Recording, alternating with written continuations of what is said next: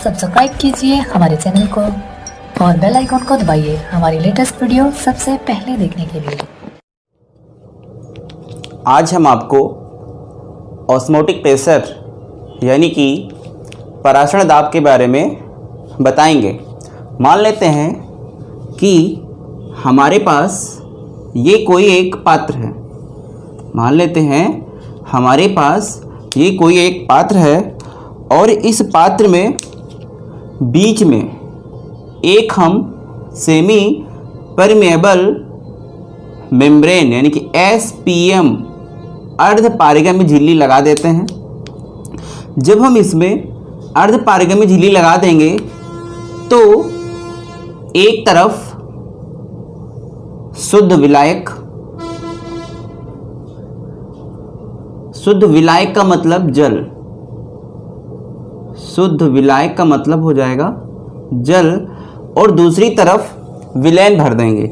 विलयन में आपका कुछ भी हो सकता है। मान लिया नमक हमने मिला दिया, शुगर मिला दिया, कुछ भी मिला दिया इसमें, वह हो सकता है। इस तरफ जो होगा वह आपका तनु विलयन होगा और जो इधर होगा वह आपका क्या होगा, सांद्र विलयन होगा। हमने आपको बताया था परासरण जब होगा तो हमेशा इस साइड से इधर की तरफ होगा, मतलब इधर के जो अणु होंगे, तनु विलयन के जो अणु होंगे, तेजी से जब अर्ध पारगम्य झिल्ली पर दबाव डालेंगे तो उसके वाष्प दाब के जरिए यह इसमें प्रवेश कर जाएंगे। तो वह हमने बताया था क्या होता है आपका परासरण। फिर क्या करेंगे, हम इसमें एक पिस्टन लगा देंगे। इसमें क्या लगा देंगे, एक पिस्टन लगा देंगे। ये आपका हो गया पिस्टन। पिस्टन के साथ साथ हम इसमें एक छोटी सी पाइप लगाएंगे और छोटी सी पाइप लगाने के बाद इसमें एक यानी क्या लगा दिया हमने, एक प्रेशर गेज लगा दिया। हिंदी में बोलेंगे इसे दाब मापी। आप सभी ने दाब मापी देखा होगा। जब हम लोग 2 व्हीलर 4 व्हीलर साइकिल में हवा भराने जाते हैं तो दुकान वाले से कहते हैं कि आप अगले वाले पहिए में 40 कर दीजिए और पिछले वाले पहिए में 40-45 कर दीजिए। जिससे हम नापते हैं हवा को, वह आपकी क्या होती है, दाब मापी होती है। जब शुद्ध विलायक से अणु आपकी इधर गति करेंगे, जब गति करेंगे तो हम इस पिस्टन के जरिए थोड़ा सा दाब लगाएंगे तो ये अणु जो होंगे इधर क्या होंगे, आने के लिए थोड़ा सा रुकेंगे, और दाब लगाएंगे और रुकेंगे, और दाब लगाएंगे और रुकेंगे। हम इसमें इतना दाब लगाएंगे कि परासरण ना हो। मैंने कहा आपसे कि हम इस पर पिस्टन के जरिए इतना दाब लगाएंगे कि परासरण ना हो। जब परासरण नहीं होगा तो ना ही इधर के अणु इधर आएंगे और ना ही इधर के अणु इधर जाएंगे। और जितने पे यह परासरण दाब यानी कि जितने पे हम पिस्टन के जरिए दाब लगाएंगे और यह इस दाब मापी में क्या करेंगे, हम नोट कर लेंगे। जब नोट कर लेंगे मतलब कि ये हुआ कि परासरण की क्रिया रुक जाए, परासरण की क्रिया रुक जाए। जब परासरण की क्रिया रुक जाएगी उसी को कहेंगे हम परासरण दाब। जब किसी विलयन तथा शुद्ध विलायक को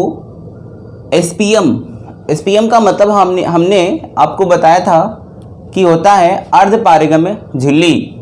अर्ध पारगम्य झिल्ली यानी कि SPM द्वारा पृथक किया जाता है तो परासरण की क्रिया शुद्ध विलायक से विलयन की तरफ होने लगती है। यानी कि जो परासरण होगा शुद्ध विलायक से किधर होगा, विलयन की तरफ होगा। इस परासरण को रोकने के लिए हम इस पे पिस्टन लगाते हैं, यानी कि पिस्टन लगाएंगे, इस पे दाब लगाएंगे और इतना दाब लगाया जाता है कि परासरण की क्रिया होना रुक जाए। और जो दाब लगाएंगे वही दाब हम इस दाब मापी पे क्या करेंगे, नोट कर लेंगे। वही कहलाता है आपका दाब परासरण दाब। अर्थात परासरण की क्रिया को रोकने के लिए विलयन पर लगाया गया अतिरिक्त न्यूनतम दाब, हम ये भी कह सकते हैं परासरण दाब बराबर विलायक का वाष्प दाब माइनस विलयन का वाष्प दाब, यानी कि ये ज़्यादा होगा और ये क्या होगा, कम होगा। परासरण दाब की दूसरी परिभाषा है विलायक के वाष्प दाब एवं विलयन के वाष्प दाब के अंतर को विलयन का परासरण दाब कहते हैं।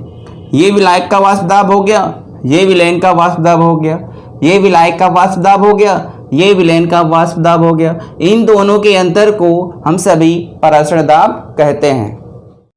अति परासारी तथा अल्प परासारी विलयन, हाइपरटोनिक एंड हाइपोटोनिक सॉल्यूशन। परिभाषा है इसकी समान ताप पर दो विलयनों को अर्ध पारगम्य झिल्ली यानी कि सेमी परमेबल मेम्ब्रेन द्वारा, अर्ध पारगम्य झिल्ली द्वारा अलग करने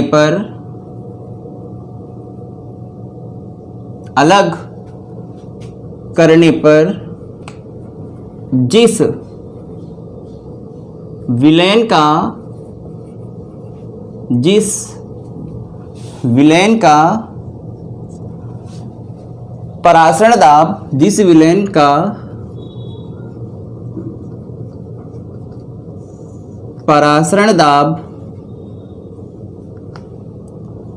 अधिक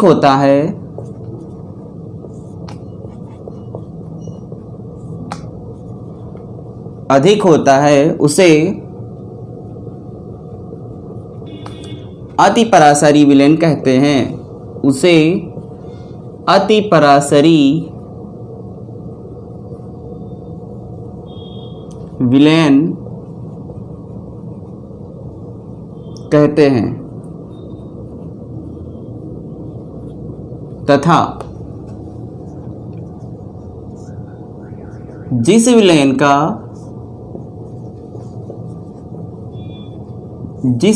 का परासरण दाब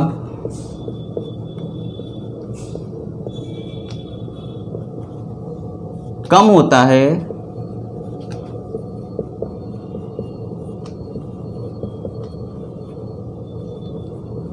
उसे अल्प परासरी विलयन कहते हैं। हम सभी इसका अब एक्सपेरिमेंट करेंगे। देखते हैं कि हमारे पास ये कोई एक पात्र हो गया और इस पात्र में हम बीच में लगा देंगे अर्ध पारगम्य झिल्ली, जिसे बोलते हैं सेमी परमेबल मेम्ब्रेन, SPM लगा देंगे। और इन दोनों में इसमें भर देंगे हम तनु विलयन और इसमें लगा देंगे सांद्र विलयन। ये ए हो, सांद्र विलयन को मान लिया कि ए है, ए विलयन है, और तनु विलयन को मान लिया कि हमारे पास यह बी विलयन है। अब हमको इसमें बताना है कि किसका परासरण दाब अधिक होता है और किसका परासरण दाब कम होता है। आप सभी बताइए और हमें कमेंट्स में लिखकर बताइए कि किसका परासरण दाब अधिक है और किसका परासरण दाब कम है। फिर मान लेते हैं कि हमारे पास कोई दो पात्र हैं। एक चीज़ आप गांठ में बांध लीजिए, जिसका मुझे परासरण दाब निकालना होगा। उसके लिए दूसरे वाले पात्र में, यानी कि दो पार्ट हमने बनाए, अगर हमें किसी चीज़ का परासरण दाब निकालना है तो एक खाने में हम सबको शुद्ध विलायक भरना बहुत ज़रूरी है। बिना उसके हम सभी किसी भी चीज़ का, किसी भी पदार्थ का परासरण दाब नहीं निकाल सकते हैं। तो बीच में हमने लगा दिया, दोनों में हमने लगा दिया SPM झिल्ली, सेमी परमेबल मेम्ब्रेन लगा दिया। और इस साइड हमने भर दिया शुद्ध विलायक यानी कि जल। शुद्ध जल का मतलब हो गया शुद्ध विलायक, शुद्ध जल भर दिया हमने इसमें। और हमने ऊपर लगा दिया इसमें पिस्टन, दोनों में हमने क्या लगा दिया, पिस्टन लगा दिया।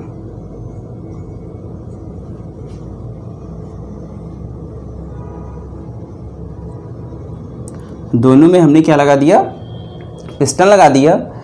ये ए विलेन है, ये हमारा बी विलेन हो गया। इन दोनों में हमें बताना है कि किसका पराशर दाब अधिक है और किसका पराशर दाब कम है। फिर क्या करेंगे, इस वाले विलेन को उठा के इसमें डाल देंगे और इस वाले विलेन को उठा के कहाँ करेंगे, क्या करेंगे, हम इसमें डाल देंगे। हम ये देखते हैं कि यहाँ पे तन विलेन है, इसमें आपका यानी कि 1 चम्मच 2 चम्मच नमक या शुगर कम मिला होगा, लेकिन इसमें बहुत कम अंतर होगा। इन दोनों में क्या होगा, बहुत कम अंतर होगा और इन दोनों में बहुत ज़्यादा अंतर होगा। जब इसमें सांद्र विलेन भरा है, सांद्र विलेन में जो होगा पदार्थ की क्वांटिटी क्या होगी, ज़्यादा होगी। इस वाले में पदार्थ की क्वांटिटी क्या होगी, कम होगी। जैसे जैसे हम इसमें पिस्टन से दाब लगाएंगे, जाहिर सी बात है जो परासरण होगा वो आपका इस तरफ से होगा। परासरण शुद्ध जल से किधर होगा, तन विलेन की तरफ होगा। जब परासरण दाब लगाएंगे तो क्या होगा, एक जितना परासरण दाब पे यह क्रिया रुक जाएगी। जब परासरण की क्रिया इसमें धीरे धीरे होगी तो फिर इसमें क्या होगा, परासरण की क्रिया क्या होगी, इसमें परासरण की क्रिया बहुत धीरे धीरे होगी तो उसे बोलेंगे अल्प परासारी विलेन। इसमें क्या होगा, परासरण की क्रिया बहुत तेजी से होगी। इस वाले पार्ट में परासरण की क्रिया क्या होगी, बहुत तेजी से होगी। इन दोनों में अंतर भी ज़्यादा होगा। जब परासरण की क्रिया तेजी से होगी तो इस पर हम दाब लगाएंगे। जब इस पर दाब अधिक लगाएंगे तो परासरण दाब क्या होगा, अधिक होगा, जिसे बोलेंगे अति परासारी विलेन। ये हो जाएगा आपका अति परासारी विलेन, ये हो जाएगा आपका अल्प परासारी विलेन। फिर से समझते हैं एक बार कि इसमें हमने लिया सांद्र विलेन, इसमें लिया हमने तन विलेन। सांद्र विलेन को अलग किया और तन विलेन को हमने अलग कर लिया। दोनों में हमने क्या भरा, शुद्ध जल भर दिया। जब शुद्ध जल भर दिया पहले तो हम देखेंगे इन दोनों में अंतर कितना है। तो इसमें कम अंतर है, इसमें क्या है, ज़्यादा अंतर। जब इस पे हम पिस्टन से दाब लगाएंगे, इस टाइप से दाब लगाएंगे तो जाहिर सी बात है इस पर परासरण क्या होगा, धीरे धीरे होगा। जब परासरण धीरे धीरे होगा तो उसे बोलेंगे अल्प परासारी विलेन। और इस पर जब हम परासरण दाब अधिक लगाएंगे, जब परासरण दाब अधिक लगाएंगे तो परासरण की क्रिया क्या होगी, तेजी से होगी। जब परासरण की क्रिया तेजी से होगी तो उसे बोलेंगे अति परासारी विलेन। सांद्र विलेन का परासरण दाब अधिक होता है, मैंने आपको अभी बताया था। और तन विलेन का परासरण दाब क्या होता है, कम होता है। नेक्स्ट रीडिंग है समपरासारी विलेन, आइसोटोनिक और आइसोस्मोटिक सॉल्यूशन।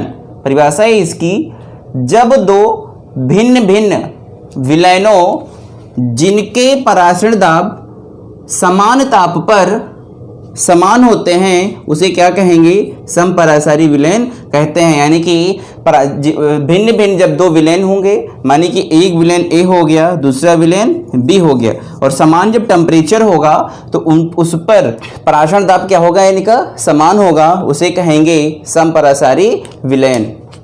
व्युत्क्रम या प्रतीप या विपरीत परासरण, इंग्लिश में इसे बोलते हैं रिवर्स ऑस्मोसिस, और शॉर्टकट में हम बोलते हैं आरओ। हम सब लोग आरओ पानी पीते हैं, कहते हैं कि आरओ का पानी, आरओ का मतलब क्या होता है, शुद्ध पानी। आरओ का मतलब क्या होता है, शुद्ध पानी। कहीं गए आरओ का पानी पिला दो, यानी कि आज हम पढ़ेंगे आरओ क्या होता है, आरओ से कैसे हम अशुद्ध जल से शुद्ध जल बनाते हैं। मान लेते हैं कि हमारे पास ये कोई एक पात्र है और इसका प्रैक्टिकल करेंगे आज हम सभी। मान लेते हैं कि हमारे पास ये कोई एक पात्र है और इस पात्र में बीच में हमने लगा दी अर्ध पारगम्य झिल्ली। बीच में हमने क्या लगाई है, अर्ध पारगम्य झिल्ली, जिसे शॉर्टकट में हम सभी बोलेंगे SPM, जिसे शॉर्टकट में हम सभी बोलेंगे SPM, सेमी परमेबल मेम्ब्रेन, अर्ध पारगम्य झिल्ली। एक तरफ हम सभी भरेंगे शुद्ध जल, इस साइड हमने भर दिया शुद्ध विलायक, यानी कि शुद्ध जल, और दूसरी तरफ हमने भर दिया अशुद्ध जल, यानी कि विलयन। और हमने आपको बताया था ये तनु है और ये सांद्र है, तो हमेशा जो परासरण होगा वह तनु से ही सांद्र की तरफ होगा, यानी कि इधर परासरण होगा। जिन्होंने परासरण का वीडियो नहीं देखा है, डिस्क्रिप्शन में लिंक दिया है, या आई बटन पर क्लिक करके परासरण के बारे में जान सकते हैं। परासरण तनु विलयन से हमेशा सांद्र विलयन की तरफ होगा, यानी कि शुद्ध विलायक से परासरण किधर होगा, अशुद्ध जल की तरफ होगा। और हम इस पे एक पिस्टन लगा देते हैं, यहाँ पे क्या लगा देंगे, हम एक पिस्टन लगा देंगे, पिस्टन लगाएंगे, ये पिस्टन लगा दिया, और पिस्टन से दाब हम तब तक लगाते रहेंगे जब तक यह परासरण रुक ना जाए, तो उसे कहेंगे परासरण दाब।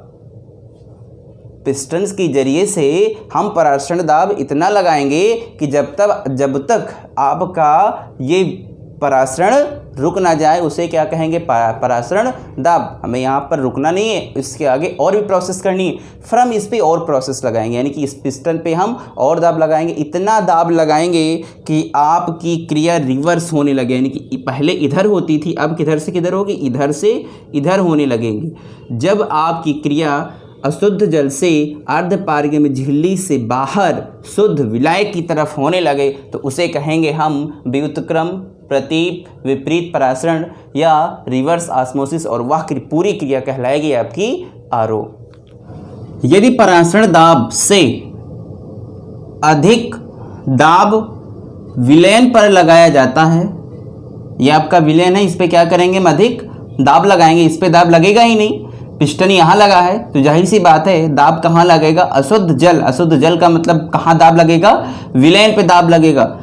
तो विलायक के अणु विलयन से शुद्ध विलायक की ओर प्रवाहित करने लगते हैं। हमने बताया कि आपको कि जो अणु होंगे वो किधर से किधर प्रवाहित करेंगे, रिवर्स, यानी कि इधर से इधर को प्रवाहित करने लगेंगे, प्रवाहित होने लगते हैं। चूंकि यह प्रक्रिया परासरण की क्रिया के विपरीत दिशा में होती है, हमने बताया परासरण होगा तो इधर से इधर होगा, लेकिन अब क्या हो रहा है, यह विपरीत दिशा में हो रहा है, विपरीत दिशा में होती है, इसलिए यह क्रिया व्युत्क्रम परासरण यानी कि रिवर्स ऑस्मोसिस आरओ कहलाती है। इसका प्रयोग कहाँ कहाँ होता है, पहला पॉइंट है समुद्री जल से शुद्ध जल प्राप्त करने के लिए, यानी कि समुद्र में जो जल होता है उससे हम अगर उसका शुद्ध जल पानी पीने योग्य करते हैं तो आरओ के जरिए उसे हम शुद्ध कर सकते हैं। दूसरा पॉइंट है घरों में शुद्ध पेयजल प्राप्त